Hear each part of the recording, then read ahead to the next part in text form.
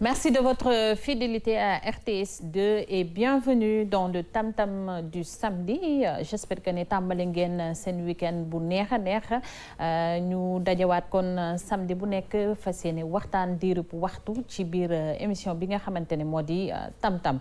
Tam Tamu samedi bi nag ñaari pàcc la bi ci jiitu nag dinañu wax ci mbirum tendance ñu ci ànd ak nga xamante ne mooy Toumane fas yéene tey waxtaan ak ñun ak lépp loo xam ne dafa laale ci mbirum morphologie tàmbali nañ ko woon semaine bale passé sax wante tey on va faire la suite bu loolu weesoo ñu ñëw ànd ak la grande Aïcha Touré ci biir affairage nga xamante ne nag day jël avion moom léeg-léeg mu jël taxi léeg-léeg mu jël sax scooter daal di dugg Sénégal dem dans les régions dem dans la sous-région itam ci yenn dëkk yi jël avion yi tamit dem ba bitim réew kon loolu yëpp nag ci biir affairage bu Aïcha lañ koy mën a seetaan dañu dem régie ñu dellu si waat bu ko defee ñu mën a tàmbali waxtaan bi.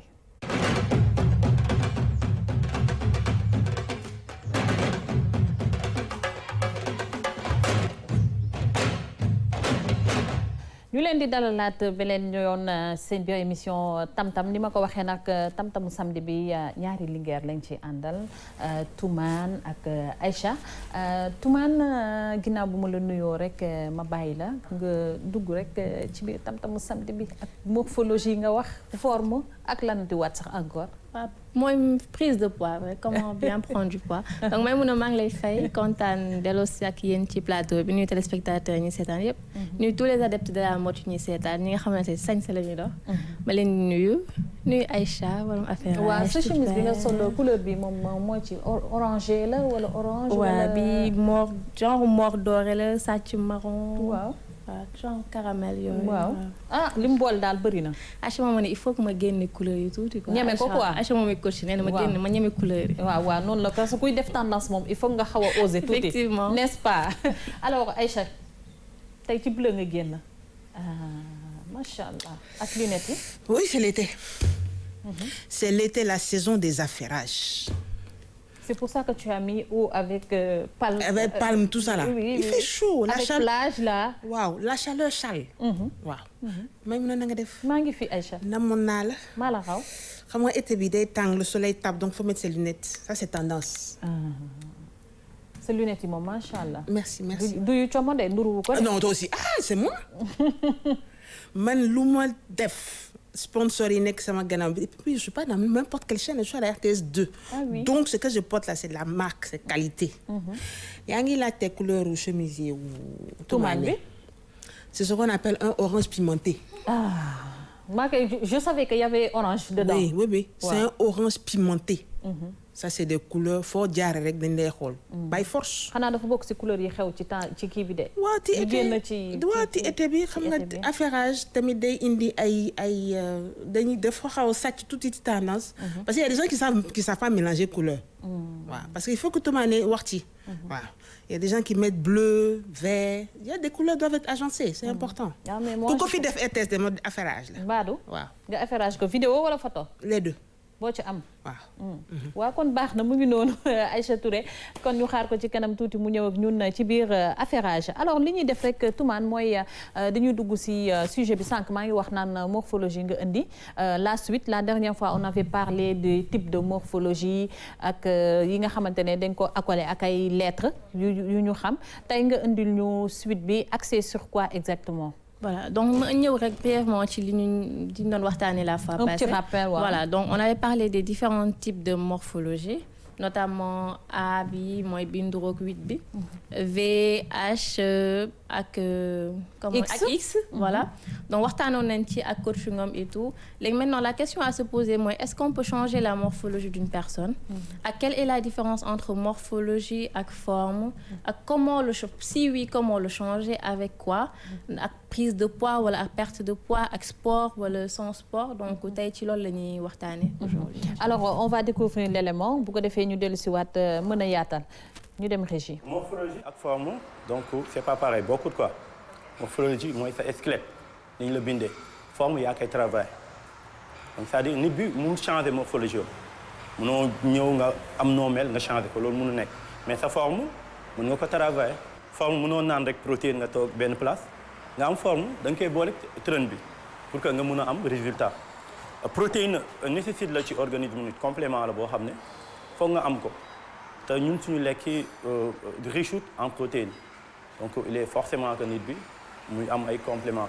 Protéines yi dafa am ay façon quoi am na boo xam ne gaineur la c'est pour prise de masse am boo xam ne protéine la boo xam ne day compléter rek sa alimentation mën nga ko naan sans dara sans nga gis résultat sax ndax sooy def sport yaram sa corps dafa am ay fibres donc ay cellules yoo xam ne day déchirer sooy def sport donc protéine bi moom lay ñëwaat di ko defaraat léegi du fekkee yow amoo benn fibre boo xam ne entraîné nga ko ba wala mu épuisé wu noonu nga naan ko donc boobu ak gaineur bi bokkul gaineur protéine bi nga xam ne la dafa am glucide donc doo entraîné sax nga koy naan da ngay jël masse quoi da ngay am masse donc dafa am différence entre protéines yi quoi am na BCA boo xam ne tamit acide aminé la acide aminé donc ñun suñu yaram am na acide aminé mais pas acide aminé yi nga xam ne da nga koy naan ndax moom mooy absorber protéine bi pour mu mun a dugg sa yaram quoi da ngay récupérer bu baax da ngay gaaw charger aussi.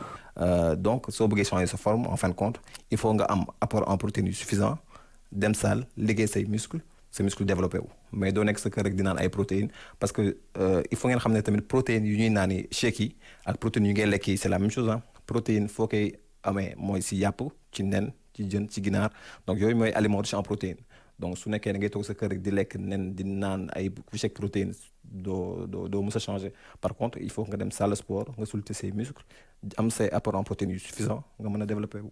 am na ay médicaments yoo xamante ne da nga koy jël pour jël poids wala wàññi poids mais yooyu du ma ko conseillé kenn parce que la plupart du temps ay produits dopants la ou bien sax day fekk ay produits bi de base médicaments yi de base nekkul en fait destiné à jël poids wala wàññi poids c'est plus ay effets secondaires mooy tax nga yokk poids wala nga wàññi poids donc ngeen def attention bu baax parce que damay faral di ko gis ay vendeurs di jaay ay doom donc ngeen moytu bu baax mais quoi qu'il en soit nekkul loolu tamit mooy changer sa morphologie. ñi nga xamante ne dañoo am morphologie H maanaam seen épaules yi ak seen hanches yi si même alignement bi la ñu nekk.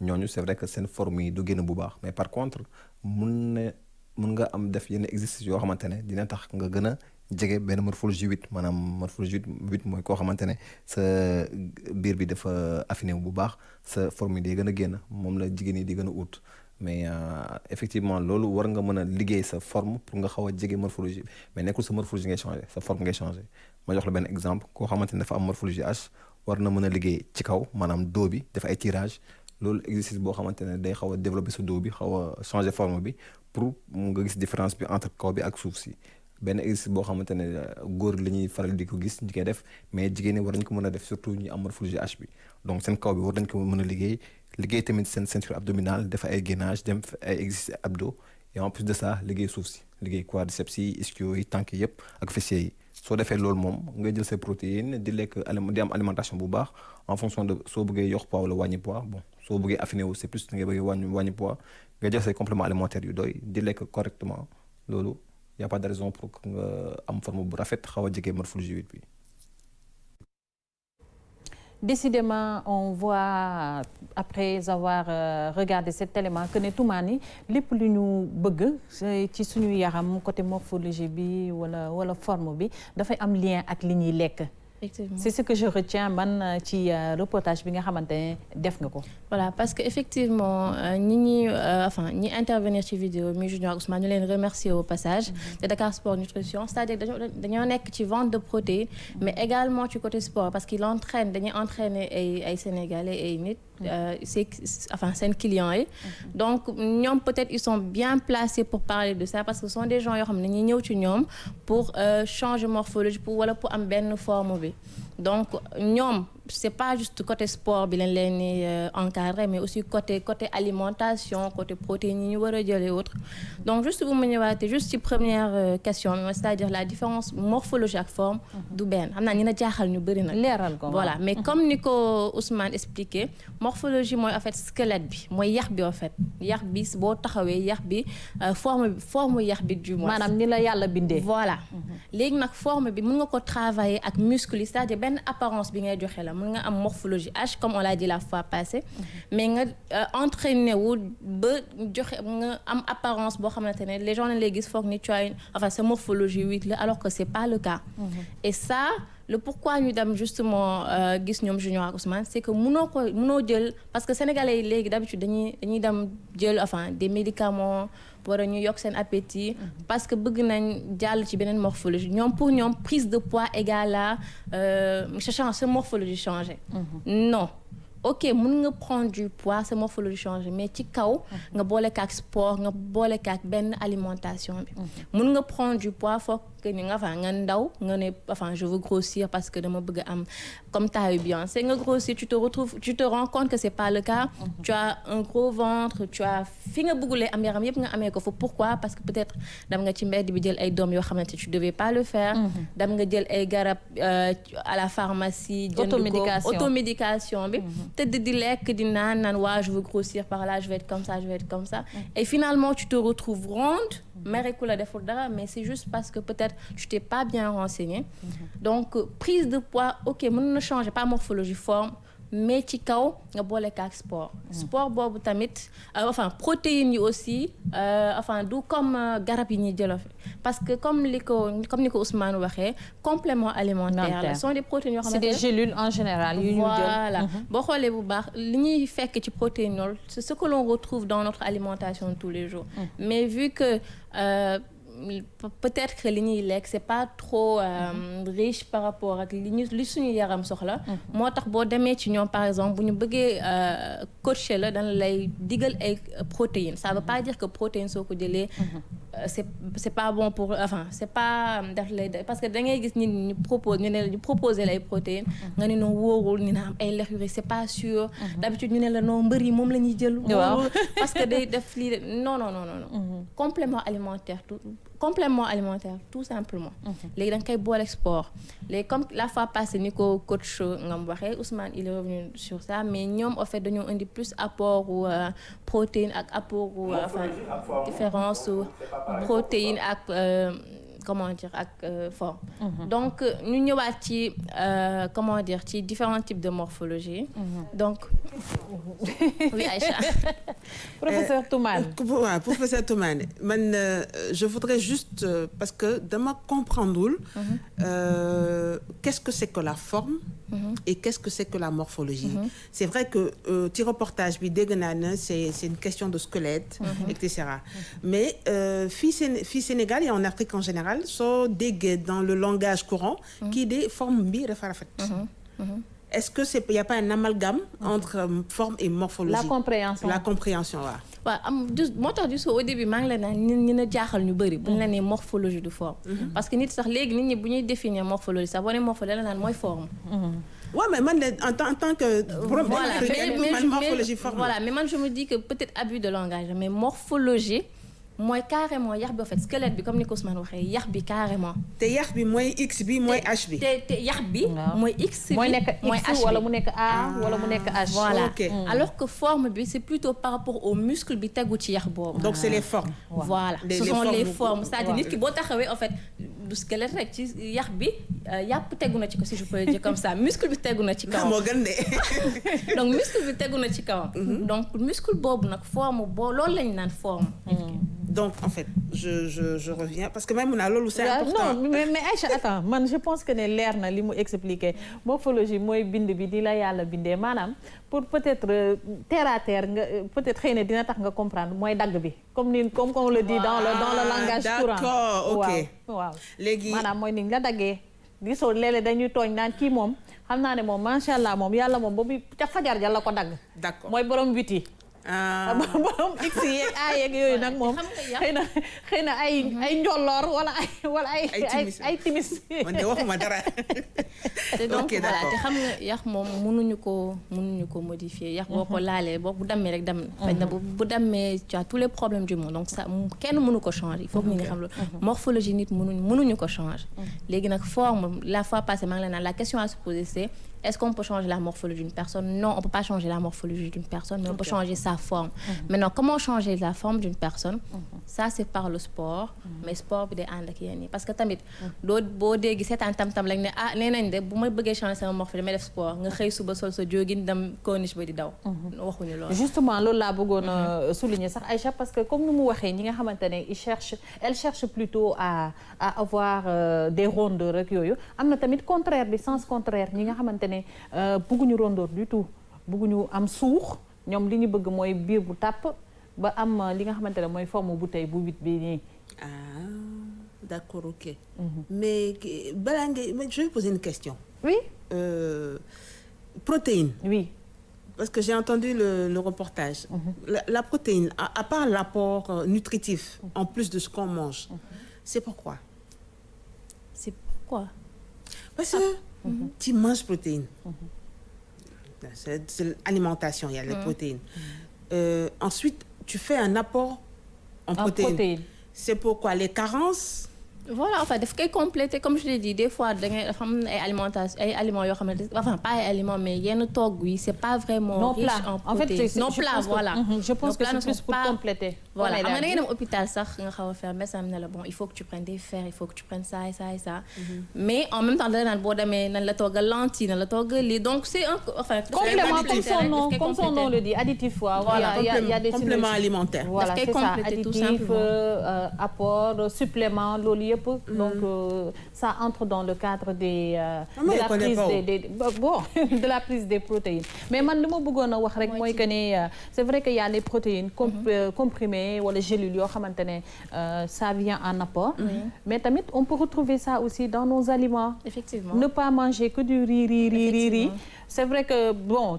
Certains me diront que ne ku nekk li nga am moom ngay demee marché ku nekk li nga am loolu ngay lekk mais aussi on a des aliments yoo xamante ne c'est riche en protéines te cherul les céréales waaw ay mil ay ñoom kii ni koy waxatee ay fognon en plus de la viande des œufs ak yooyu je pense que ne am na si yoo xamante ne c'est à porter te ku nekk war nga ci mën a jot effectivement te ma ñëwaat rek ci li ngay wax par mooy ci jeex bi xam nga ok am na des gens yoo xam ne ñoo bëgg grossir pour am certain benn morphologie bi mais d'autres aussi veulent maigrir boo xoolee ci élément bi ni nga gis benn image où on montre une dame boo xamante elle était dafa amoon poids en fait mais moom boo xoolee morphologie 8 la amoon mais ça se voyait pas parce que peut-être il y avait trop de graisse son ventre et tout léegi bi mu jeexee boo gis ngeen ko ci élément bi tu vois que ventre bi biir bi mu duggee nga gis carrément dagg bi ngay wax léegi ci lañ ko gis ci lañ koy doo gis et pourtant waaw boo gisee enfin morphologie da nga naan kii morphologie O la am parce que taille bi dafa large par rapport ak épaule bi elle était ronde mais ça c'est te morphologie am de loolu donc loolu forme bi da nga koy gis da nga ak ki forme am non du forme X et pourtant si morphologie am X la donc elle doit être dafa war a dagg comme dagg boobu nga waxee mais bi mu jeexee lañ ko gis mais jeex boobu aussi tu le fais en faisant du sport et comme li ko Junior waxee ak benn mooy régime bi nit ñi di wax rek donc mën nga jeex comme mën nga am yaram pour changer sa forme tu peux soit tu peux perdre ou prendre du poids pour changer ta forme mais pas ta morphologie mais avec le sport oui léegi nag ci beneen question bi ñuy ñëw nag moom lañu nar a ñëw la semaine prochaine du mois c'est-à-dire que y a des gens peut-être que amagul fi Sénégal mais ci toujours ci morphologie la ñuy wax ci forme ñuy dem peut-être ils vont appel à la médecine pour changer à la chirurgie mooy chirurgie esthétique bi ñuy wax noonu léegi wax ci commencé na bëri nag parce que nit da ngay gis mën na la noo kii xam naa ko mais lu ma nii de ñoo màggandoo elle était pas comme ça morphologie am nekkul mais mun na dem comme li ñuy wax léegi forme am peut-être morphologie X la woon mais mu dem comme li ñuy waxtaanee ni biir bi jeex et tout elle fait du sport mu nekk mais tamit ñu ngi lam-laamee que ni am na ñu jël avion dem def seen chirurgie esthétique boobu de moom xam naa affairage la nekk waaw affairage la ci ñëw Aïcha la petite là elle est en train c'est qu'elle est en train de parler de chirurgie il y a des huiles pour changer la forme loolu moo xew des huiles essentielles mais huiles yi ban app comment est-ce que c'est des huiles en fait yi ma dégg ça c'est un affairage Il y a des huiles qui sont vendues à base de plantes et qui donnent des formes. Comme fenugrec, huile de fenugrec. Voilà, fenugrec qui donne de l'embonpoint, soit à la poitrine, soit aux fesses. Maintenant, c'est développé parce qu'il y a le akpi aussi. Akpi, c'est une graine africaine qu'on retrouve au Togo, au Bénin, dans les pays tropicaux. Une graine la boo xam ne soo ko jaxase ak leneen day lay maye forme.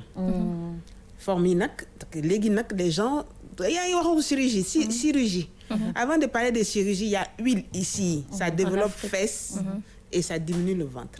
Donc loolu on peut juste dire que c'est une forme de chirurgie mais de manière naturelle boo xamante ne soxlawul laser. Il y a des gens qui ça demande massage hein. et puis ton corps va souffrir aussi. Parce que am na résultat yoo xamante ne avant nga koy am moom. Non, il y a des gens qui ont mis huile ici, c'est le front qui est sorti. Je te parle de quelque chose. Avec photo à l'appui. Tu masses ton ventre, c'est ton front qui sort. Mais Aïcha, loolu garaaw na de. Tu me crois pas? Non, je te crois pas du tout. D'accord. Je vais t'amener la photo ici. doy na waar. En tout cas, ça a été vraiment intéressant Toumane ci suite au reportage bi nga xam ne defoon nga ko ci mbirum morphologie ak forme. Je pense que ne ça a été clair. Léegi xam nañ différence bi nga xam ne moo am diggante morphologie ak li nga xamante ne moo di forme. Et la semaine prochaine, tu nous reviens avec la dernière partie. Voilà, nañu ñëwaat ak dernière partie comme Aïcha ni mu ko waxee mais boobu dañuy dugg plus ci côté la différence entre vente en ligne ak vente en magasin. Et ci vente en ligne boobu on va trouver également des dames yoo xam ne ñu ngi ci réseaux sociaux yi di jaay li Aïcha doon expliquer léegi des médicaments wala ay produits yoo ci diw ay huile. Donc nañu ñëw vers ñoom parce que d'habitude ñoom dañuy dugal ay photos yoo xam ne avant et après. Donc il y a des nit ñi dañuy ñëw aussi ñi ils sont pas satisfaits, d'autres oui, d'autres non. Donc effectivement comme Aïcha l'a dit. Mais également ci lifting colombien bi xew léegi comme ni mu waxee Aïcha huile yooyu day soxla tamit yenn massage. Ça s'appelle comment tu dis? Lifting colombien du moins. Okay. Donc am na ay institut de beauté yu koy def fii comme genre ventouse là en fait. Wow. Mais ça fait mal ça hein? Moo tax ma ne sa yaram bu ko fekkee. J'ai jamais essayé mais quand même nañ dem ci ñoom ñu wax ñu un peu parce que tamit boobu aussi day développer muscle day développer en fait day joxe benn certaine apparence bi. Mais est-ce que c'est à long terme? Est-ce que du rey ça? Je crois pas de. Voilà donc loolu lépp nañ ci ñëwaat samedi prochain inchallah. Mais yow ma yóbbu ma def test bi. Mais yow yaa koy tester ça comme ça va voir si ça fait mal ou pas. Aïcha moom dans tous les cas moom ku ko gis xam na ne elle fait du sport et man moom waaw elle marche beaucoup et je n'en doute pas que ne même bu méttiwee dina ko mën a supporter. Alors Aïcha Touré li ñuy def rek xam naa mooy ñu jàll si suñu clip du jour laata ñuy attaquer nag deuxième partie bi ñu ñëw si affairage ak Aïcha comme ni ma ko junjee sànq am na ay dëkk yu bëri yoo xam ne dem na fa indil ñu ay affairage on suit les clips et puis on revient. Duma tere dundu man ndax sakulo ma kulay tere dundu moom na fekk mu moom la yow ndax yenn saa ni teg la coono delu nekk ci no fly soo ko nangoo ba mu sonal la yaa ko teg sa bopp waay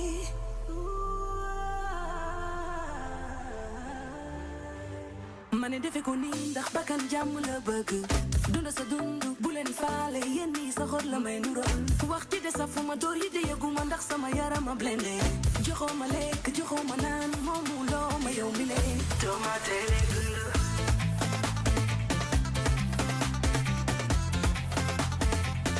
doo ma tere dund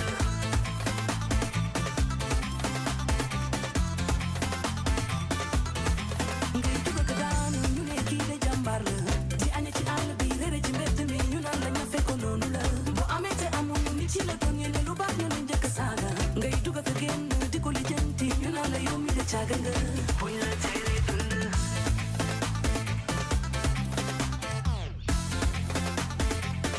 doo ma tere dund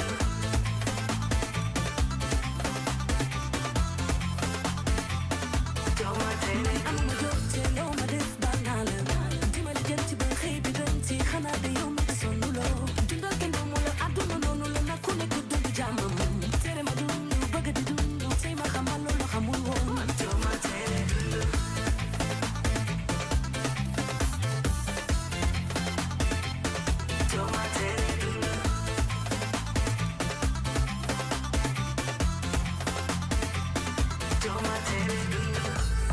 àdduna yàlla ngay jaamu boo ko deful di nga gaañu dundu leen li ngeen di dundu ñu yéenante jàmm àdduna yàlla ngay jaamu boo ko deful di nga gaañu dundu leen li ngeen di dundu ñu yéenante jàmm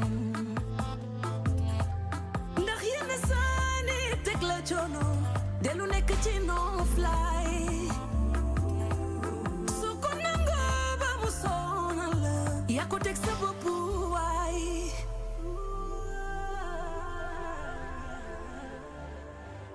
ma ne defe ko nii ndax bakkan jàmm la bëgg dunda sa dund bu leen faale yéen ñi sa xol la may nural waxti de sa fu ma toor yi de yëguma ndax sama yaram a blende joxoo ma lekk joxoo ma naan moomu loo ma yow mi le jox ma tere dund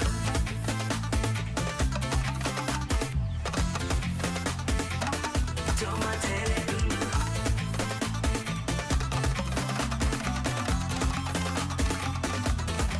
ngay dugg ko daanu ñu ne kii de jàmbaar la di aña ci àll bi réere ci mbedd mi ñu naan la ña fekk noonu la boo amee te amoon ñu nit ci la doon yéene lu baax ñu ne njëkk saaga ngay dugg ko génn di ko lijjanti ñu naan la yow mi de caaga nga jox ma tere dund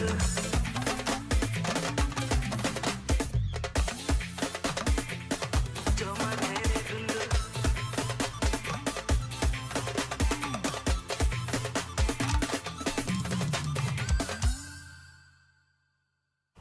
mu ngi noonu le clip du jour ñu ko doon seetaan ci tamtamu samedi bi nga xamante ne dañ ci ànd ak yéen saa su ne avec beaucoup de plaisir li ñuy def rek léegi mooy daal di dugg ci suñu deuxième partie affairage comme ni ma ko waxee woon sànq avec la grande Aïcha Touré Aïcha mi nga xamante ne mooy suñu ambassadrice day dem biir Sénégal dem dans la sous-région jël avion dem ci yenn dëkk yi wante xam naa ne instant yi moom jël avion bi moom du yomb ndax frontières yi daanaka ñu bëri ubbeeguñ ko te am na yoo xam ne ubbi nañ ko sax wante ubbi luñ ko yenn pays africains yi wala dëkk yu mel ni Sénégal. waaw accepte-le Aïcha. waaw ji oui je suis tendance oui été bi la. waaw puis en été xam nga il fait chaud.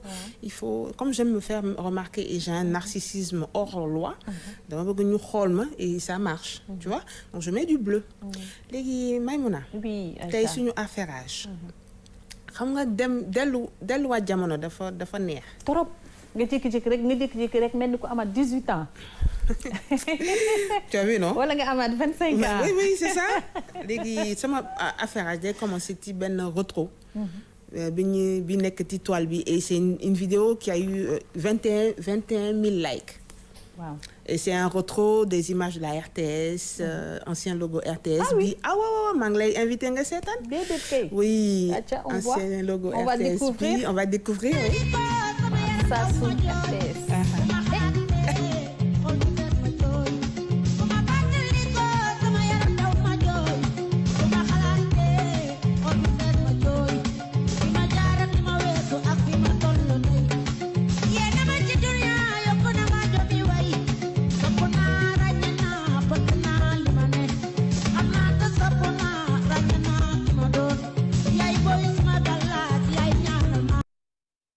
vraiment des images yoo xam ne def ñu delluwaat. lii moom ça réveille beaucoup de souvenirs. xam naa ne moom ñi ñuy seetaan moom dina ci am ñu bëri yoo xamante ne dina leen fàttali. ay émissions yu doon am. effectivement fàttali leen jamono yi. c'est ça itam comme ni mu ko waxee. ouais voilà deuxième affairage. comme li Toumani doon wax affaire nutrition. c'est vrai que on se nourrit ak xaalis boo xam ne mu ngi sa poche. mais de temps en temps su fekkee su tolloo ba fin du mois bi il faut tester des recettes yoo xam ne c'est riche en protéines. et voilà donc aujourd'hui sama affairage dama dem Liban. Liban. waaw Liban waaw. c'est vrai que ñoom seen cuisine ñoom c'est très varié. et diversifié am nañu ay plats yu bëri yoo xamante ne nit ñi dañ ko bëgg bu baax. waaw et ils sont très amateurs de fines herbes. de plats croustillants et très nourrissants et dañuy bëgg a yàpp. ba pare bëriwul huile. bëriwul huile et puis y a aussi une chose lu tax may def marche lu tax may conseiller marche dafa am loo xam ne nit dafa am mauvais cholestérol. et c'est pas dit que parce que tu as le cholestérol que tu es gros mën nga sew am cholestérol. cholestérol mooy graisse bi nekk ci sa yax yi. c'est pas une question de poids. c'est pas une question de poids ou de forme. Ou de morphologie. Ou de morphologie. Donc plat bi may proposé dans Affairage xam naa ni moom c'est pas ma revue mais comme je suis wéré je suis allée voir les Libanais là pour qu'ils nous montrent qu'est-ce que c'est qu'un kebab croustillant. Un kebab. Une recette très très rapide. Alors c'est une vidéo. Oui. Oui, donc on découvre la vidéo. Oui. S'il vous plaît, la réalisation. Voilà, donc xam naa certainement avec la complicité de la régie on aura peut-être la vidéo plus tard. waaw ñu jàll ci beneen affairage bi. waaw damay xaar ñu def kii parce que loolu image la. Ah loolu image la il faut ñu woon ko quoi comme ça je vais commenter dessus.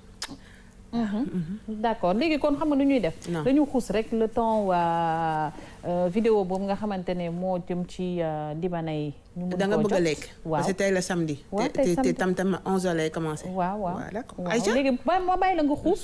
xuusal ñu jàll ci beneen affairage. non je peux pas xuus. non. Pourquoi? Xuus comme ça. Tu m'as... Mais je t'accompagne maa ngi sa ginnaaw di la pousse kay. Non, on va passer sur une autre affaire. Alors Maïmouna, xam naa ni moom am na lu xew. C'est vraiment une mauvaise nouvelle. Oui. Côte d'Ivoire la seen premier ministre génn àdduna. Et dafa def son conseil des ministres. mu ngi nii Amadou Gon Coulibaly. On souhaite à sa famille on présente toutes nos condoléances. Lu tax ma def Affairage ci ce monsieur. C'est quelqu'un qui est resté très longtemps avec le président Alassane Ouattara pendant 30 ans. Oui. Donc un petit frère, un fils. Et ci conseil de ministre bi la am malaise. Décédé. dafa toogoon 2 mois en France parce que il se sentait pas bien dafa def bilan et tout te xamoon na ni c'était assez compliqué. Il a demandé à rentrer chez lui pour mourir sur la terre ivoirienne. Léegi donc il sera inhumé à Korogo. Korogo mooy le nord de la Côte d'Ivoire. Léegi ñu ngi présenter au peuple ivoirien donc présent au Sénégal et toute la nation ivoirienne toutes nos condoléances. C'est vrai que c'est une grosse perte pour la Côte d'Ivoire mais également pour tous les Africains. Gis nañu hommage yi nga xamante ne ñu ngi ko koy rendre depuis ba ñu annoncé disparition wam mu nekkoon premier ministre boo xamante ne am na liggéey bu am solo bu mu def foofu ci Côte d'Ivoire yaa ngi koy wax yàgg na auprès de Ouattara. Donc dañu rek xam naa présenter suñu condoléances ginnaaw ba nga xamee ne yow def na ko au peuple ivoirien ak tamit ivoirien yi nga xamante ne ñu ngi nekk fii au Sénégal particulièrement ñi nekk fii Dakar certainement di seetaan émission Tam Tam ak Aïcha mi nga xam ne mooy seen ambassadrice. waaw voilà très donc bien. alors affairage suivant. Non, je te laisse présenter. Tu me laisses présenter beneen affairage bi si topp. waaw non toi ça tu es habitué Toumane. léegi prochain affairage. Alors Toumane. loolu moo wax la Aïcha. xam nga Affairage. réalisation bi de teg image bi. te yow nga commenté. D'accord. man de ñi ma gis nii de bon xàmmeewu ma leen de. je sais que daal ils sont dans le monde du sport. Toumane da nga xam. non vraiment nag xàmmeewu ma ci kenn. xam nga Olympique de Marseille de gis naa ko waaw. ay ça parle foot. ça parle foot. très bien kii nag xam nga man dama am ay données yu bare sama bopp bi. léegi Sabassi Faye mooy suñu caméraman bokk ci équipe RTS 2. moo ma ne Pape Gueye la. Pape Gueye mais Pape Gueye il cherche pas là parce que Pape Gueye dafa am fu mu signé woon ba pare après ñëwaat kii Marseille signé waat beneen contrat. xam naa ni moom suite Affairage dina am parce que lui là. Il risque d'avoir des problèmes avec l'autre club là. Comme lu tax mënuma ko wax. L'anglais est très lourd.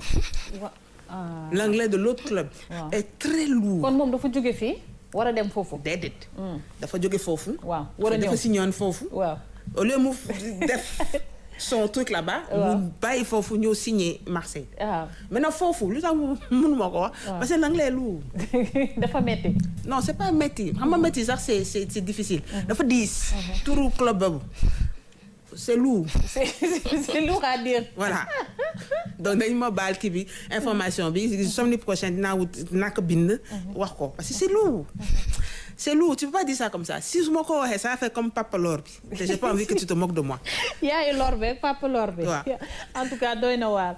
Donc Aïcha, je pense qu'on a presque fait le tour de pour affairage. Restez juste peut-être quelques images. Waaw, quelques images que nous allons découvrir avec la complicité de la régie toujours. Mais xam naa ne moom cuisine libanaise bi moom on va peut-être devoir attendre la semaine prochaine. Mais pas de problème. Waaw bu ko defee nag fekk sax tumaani dugub bare bu baax ci kii. D'accord alors kii de buur lay ndurool. xanaa tumaani kii xam nga ko. waaw.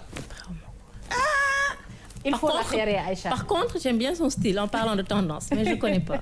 C'est le fils du roi du Maroc. D'accord. Hassan III, Hassan II, Hassan I, Hassan Dal. Là. Il est assez jeune, hein? Il a eu son bac. Ah. Déjà. Ok.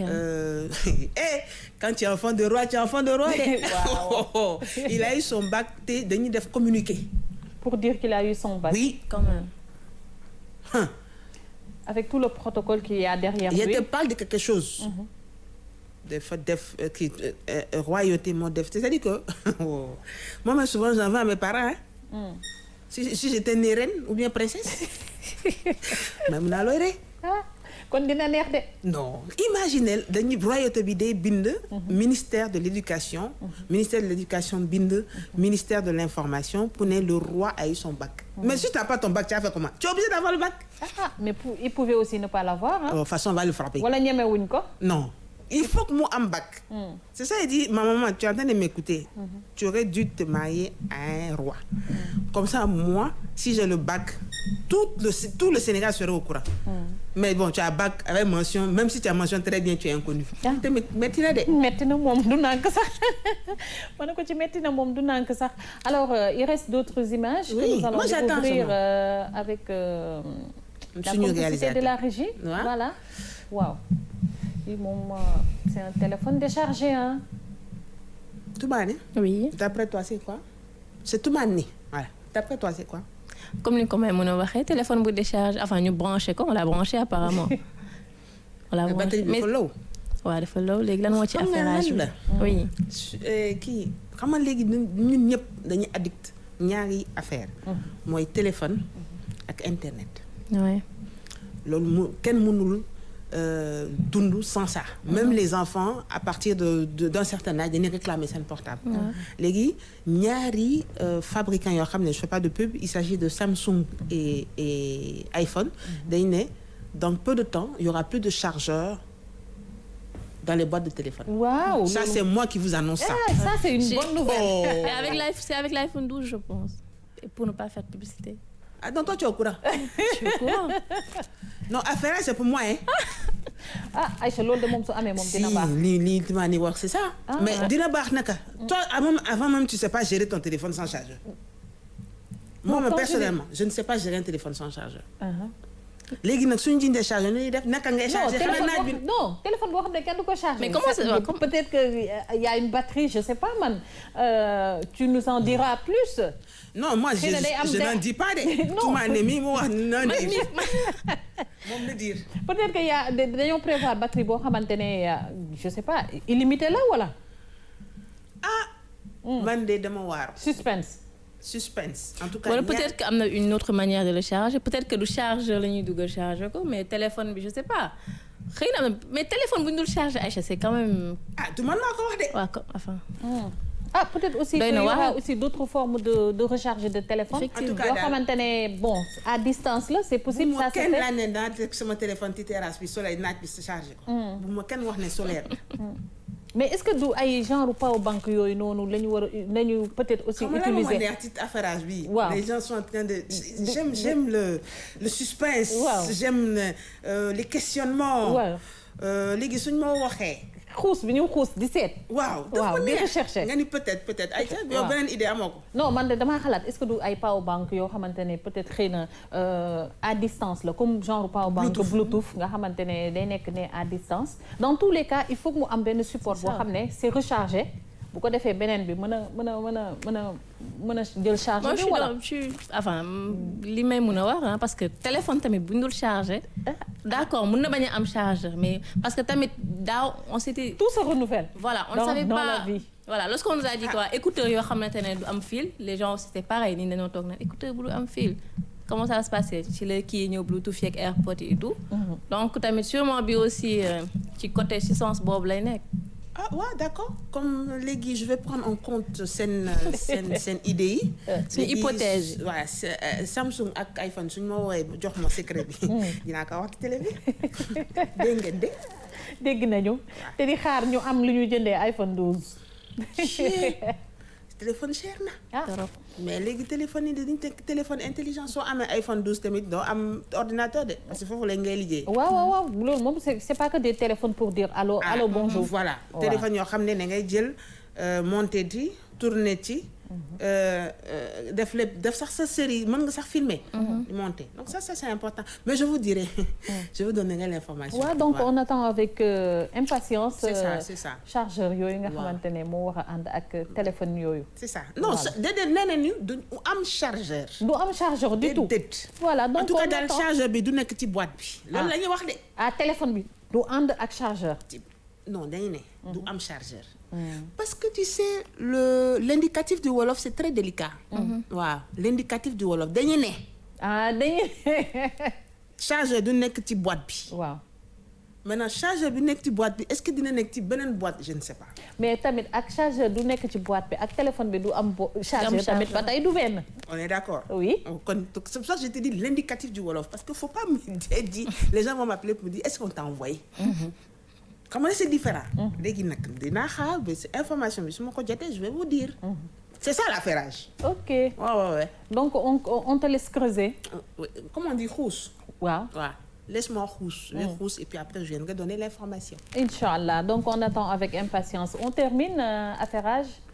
voilà je pense que c'est terminé de. c'est terminé. alors. kon dañ lay sant gërëm la.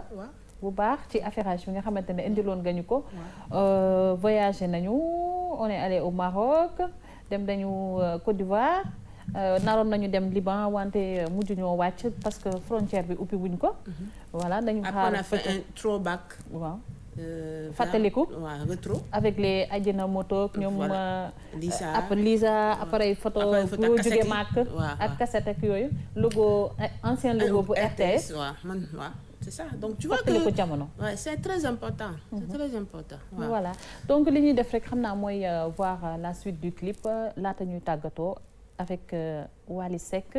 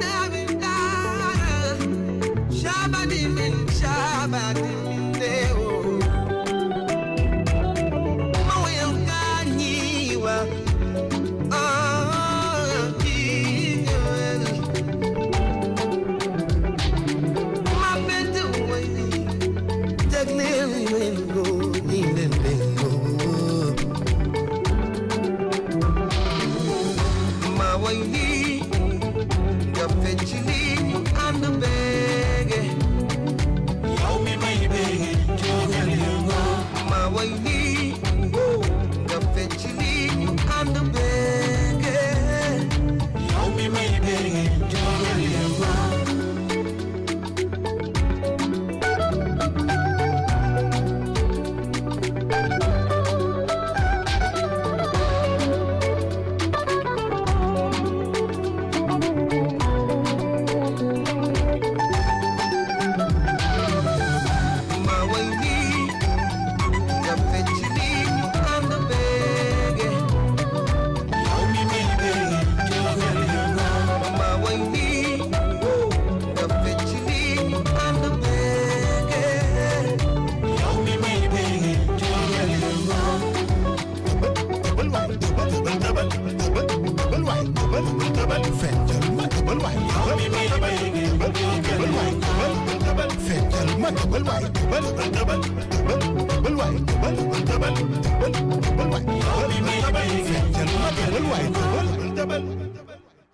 Fechalma de Wally Seck ñoo ko gisandoo en version acoustique muy vidéoclip bu bees boo xamante ne def na ko macha allah clip bi rafet na son bi neex na et puis c'est dansant Aïcha Fechalma.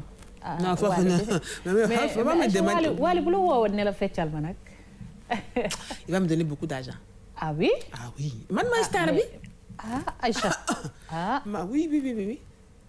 ah bon wallaay Wally que j'aime beaucoup je disais tout à l'heure en coulisses que xale boo xam ne dafa yaru te dafa mën ni muy def mais si Wally veut que je rentre dans son non mais sérieux su la woowoon pour nga feccal ko fii dina ma fay dama koy feccal mu fay ma ah parce que parce que je suis une star ah et puis moom yor na non macha allah mu ngi noonu Toumani loo wax ci clip Wally bi waaw déjà man style clip bi en fait moo ma neex parce que boo xoolee enfin clip bi daf ko def booy seetaan clip bi il donne l'impression que dafa def clip bi en direct sur Instagram boo xoolee même sur YouTube lorsque tu regardes la vidéo les gens ils commentent mais montage bi c'est juste magnifique nga gis ni boo xoolee tamit orchestre bi en fait ñi nekk ci oto bi ñooy un peu ñoom ci son bi en fait ñoom ñooy revenir un peu ci son bi donc dafa wane ni man maay waaye mais li ngeen dégg ci son bi yëpp c'est comme ku génn taal otoom ànd ak guitariste bi ak def un duo en direct nekk un trio en direct jël téléphone am teg ko ci loolu tableau de bord def direct sur Instagram et c'est parti donc man ci plutôt côté inspiration bi j'adore mon côté montage côté c'est vraiment magnifique en plus kii la quoi enfin on n'a pas l'habitude de voir des clips comme ça nga gis muy doxantu te léegi les xale yi noonu la ñuy def c'est-à-dire que dañuy nekk même si c'est pas recommandé quand même mais dañuy gis ñu nekk seen auto daal enfin def direct wala fu ñu mënti ne def direct et en plus je pense que c'est par rapport ak côté corona bi ñuy waxtaanee temps yi donc c'est juste magnifique côté man je parle pas côté artiste mais côté vraiment clip bi ak inspiration bi mais loolu tamit c'est de là voilà côté côté informatique bi ça mooy surgir ni donc j'adore vraiment professionnel bi mooy wax quoi instant yi nii moom côté professionnel bi mooy wax c'est juste magnifique c'est magnifique Aïcha comme ni ko Toumane waxee c'est convivial c'est une invite dafa mel ni même titre clip bi Fechalma bi il t'invite à venir danser c'est ça noonu lañ ko tourner réalisation bi machallah rafet na trop comme ni mu ko waxee mais est-ce que tu as vu la voiture c'est vrai man j'ai pas trop fait attention à la voiture nag gis logo oto bi logo bi li nga ci bind est-ce que j'ai dit c'est pas publicité hein donc pour éviter d'avoir des problèmes avec le service commercial donc on non c'est Lamborghini aujourd'hui si Lamborghini vient garer ici c'est comme ça va prendre on peut laisser ça voilà donc nous tous on va monter dedans en tout cas le son est très dansant et puis ni ko Toumane waxee réalisation clip bi macha allah rafet na daf lay invité jël la dafay mel ni yow mii seetaan clip bi ci boppam da nga duggaale ci oto bi ànd ak moom c'est ça voilà donc Fechalma bu Wally mu ngi noonu ñun ñoo ko gisandoo dañuy invité Wally ci plateau bi Wally xanaa war naa ñëw de Wally si son manager m'écoute nous on a ton besoin sur plateau de Tam Tam là le message est. Ouais. Il faut mu ñëw waxtaan ak téléspectateur RTS2. ci projet mi ci clip bi naka la ko réaliser. am na tumaa ne dina toog di ko déglu bu baax. parce que ça c'est très intéressant li mu def nii. beaucoup d'artistes sénégalais duñu def genre clip yi d'artistes africains sax. mais moi c'est la première fois que je vois ça. donc il faut mu ñëw suñu plateau ñu waxtaan ci. j'espère que ne dina ñëw manager am mu ngi ñu seetaan te xam naa ne itam am na ay nitam yu nekk fii RTS. message bi teg nañ ko seen loxo ñu lijjanti ko ba nga xamante ne Wally Seck dina mën a ñëw ci Tam Tam sur la RTS2 alors Aïcha waxtu bi daanaka jeex na de. déjà waaw. léegi bopp bi de moom xam naa ne moom am na ku ko signé. waaw te duñ fi jóge te waxuloo ko. moi-même. waaw ku signé bopp bi. la perruque. moi-même. toi-même. les chaussures. moi-même. toi-même. le haut. moi-même. toi-même. kon baax na. sama garde-robe. waaw parce que j'attends le feu vert rek pour dire qui a fait ci, qui a fait ça. Et tu as le droit aussi de remercier ceux qui nous accompagnent. Ouais. Non, t'inquiète pas. Dina remercier, maa ngi lay remercier toi aussi qui a permis que cette émission soit très conviviale. Maa ngi leen di remercier yéen téléspectateurs au RTS2 yi. ci rubrique affairage bi. maa ngi leen di jox rendez-vous samedi prochain. instant je choque l'accent ñàkk est parti. maa ngi leen di jox rendez-vous samedi prochain. ak beneen affairage dañuy tukki comme les frontières seront ouvertes déjà non. Le 15 juillet. Le 15 juillet waaw. fekk nag ñuy dem di lijjanti ay affairage yu neex. Merci Aïcha. Alors Toumani yow itam ñu ngi lay sant di la gërëm bu baax a baax ce fut un plaisir de t'avoir sur le plateau. Merci Maïmouna, le plaisir est partagé. jox rendez-vous du moins téléspectateurs. parce que dig daje là c'est pas facile à dire. C'est pas facile à dire moo tax bàyyi ma de rendez-vous maa leen jox rendez-vous samedi prochain. te vu que instant yi moom moment bi ñu nekk moment boo xamante ne téléspectateurs yi muy jigéen ak góor ñu ngi ci marché yi parce que tabaski baa ngi yegsi. ñu ngi waajal tabaski donc nañ ñëw tamit ak élément yoo xamante ni nañ leen dimbali ci seen course yi ak seen choix à faire inchallah. Merci beaucoup Toumani. Merci également à vous chers téléspectateurs. Tam Tam la woon sur la RTS2 ñu jox leen rendez-vous la semaine prochaine pour un autre numéro. D'ici là, portez-vous très bien et prenez soin de vous.